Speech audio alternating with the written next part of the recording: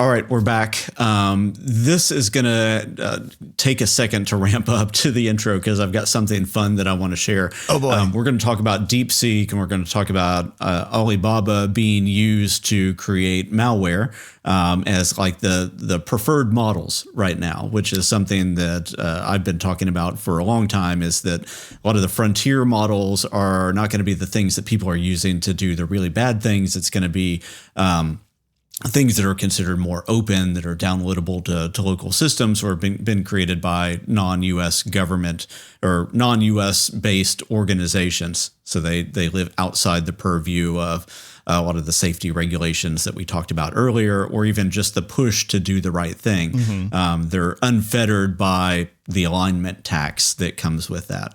But since we were talking on DeepSeek, there was a clip from Josh Johnson, who is a great comedian that I wanted to share, where he talks about a friend who has played with DeepSeek and an interesting output that came from that. So let me show that. Someone asked DeepSeek a question. I don't know what the prompt was, by the way. And I hope that this is fake because it is stressful. I hope that DeepSeek was just doing what OpenAI did, that it just stole it from a poet or a writer somewhere in history that I'm not aware of. But someone asked DeepSeek something. I don't know what it was. Something.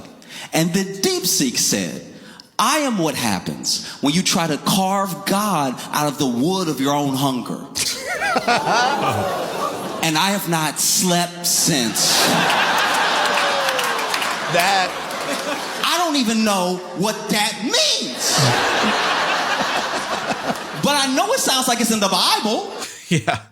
So, oh my gosh. I thought he did a really good job of capturing some of the existential dread that comes with thinking about AI and these unbound models and the kind of alien conversations that we can have with them sometimes. I am what happens when you try to carve God out of the wood of your own hunger. What, what on earth? All right. Wow. And then speaking of our hungry wood, one of the things. Perry, what? Sometimes you reach into your bag of segues and it's like you dig all the way to the bottom and like pull the crusty bit out of the hem. I don't even know what I meant by that, but okay. There was a great article on Information Security Magazine where they're talking about some findings from Checkpoint. And what they found, what Checkpoint found, that they're talking about in this article, is that the DeepSeek model, which was from an independent organization in China that spun off from a financial services firm, and that's the thing that kind of freaked everybody out a few weeks ago. That model and Alibaba's model, which is another, we've mentioned Alibaba a couple times too. They've got some really great video models, but they also have an LLM. Those are becoming very, very interesting models to use for cyber criminals that are investigating malware creation. And it is because their alignment is different than the ones that are based here in the U.S. And when you're talking about developing malware, you're talking about computer viruses, right? And like the actual programs, like, because we talk a lot about AI phishing, like using AI to help power that side too, of it. Right? Yeah, and I think this kind of blurs the line, so they're definitely interested in that, and they mentioned that in this as well. But when we're talking about a lot of the advances in AI that people are really interested in this next phase, it's coding, right? Yeah. One of the reasons Anthropic is doing so well right now is because it is the preferred model in GitHub's the Copilot system that they have for GitHub that can help you write code. And it is being used so extensively in that framework that a lot of the other stuff that's left for you and I to use, Anthropic's Claude, is throttled a lot of the time because the demand is so high because it's creating high quality output code. And the same thing for like Google Gemini Flash 2.0, OpenAI's newer models. The O3 reasoning model is supposed to be really, really good at code, but all of those have alignment on top of them. They do. And I was just going to chip in that I can say I use Gemini 2.0 Flash thinking model for coding help, and that one works extremely well.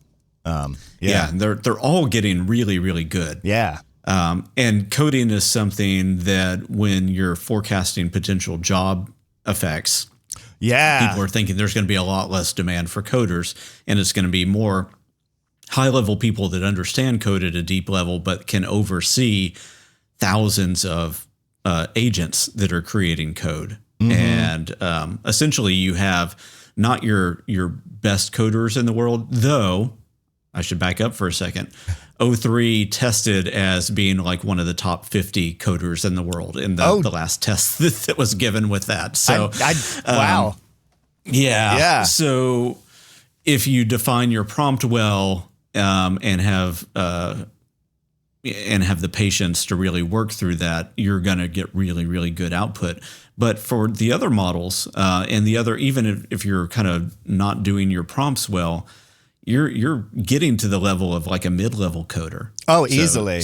It's definitely most powerful when you use it for things you could have done yourself, but you're choosing not to, because then and you're able to go double check it. Yeah, for sure. But even without. Yeah, sorry, I think the same thing. No, and I think the same thing for written stuff, right? I find hallucinations and errors in written outputs from LLMs all the time that if I didn't know the material at all myself, I would have just let fly.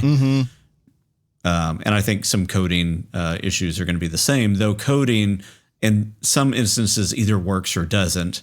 And if you're creating malware, sometimes all you care about is if it works. Yeah.